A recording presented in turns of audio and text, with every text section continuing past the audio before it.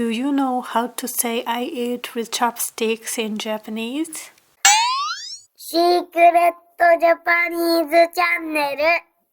スプーンでご飯を食べますか？ Do you eat your meal with a spoon? いいえ、スプーンで食べません。No, I don't eat with a spoon. 何でご飯を食べますか？ What do you eat your meal with? お箸で食べます。I eat with chopsticks. この会話は短縮することができます。スプーンでご飯を食べますか？ Do you eat your meal with a spoon? いいえ、お箸で食べます。No, I eat with chopsticks. お箸でご飯を食べます。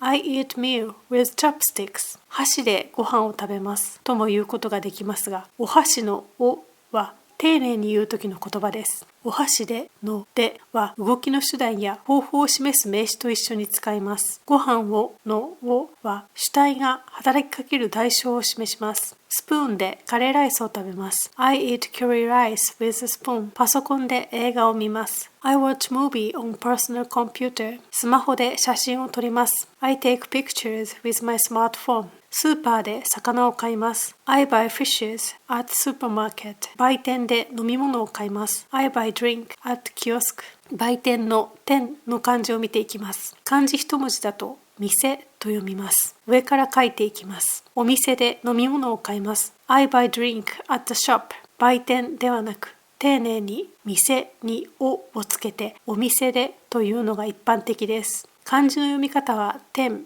店などと読みます。図書館で本を読みます。I read book at library. 美術館で絵を見ます。I look at paintings in an art museum. 公園で野球をします。I play baseball at a park. 家で仕事をします。I work at home. 大学で勉強をします。I study at university. 最後に言ってみましょう。スプーンでご飯を食べますか？いいえ、お箸で食べます。またね。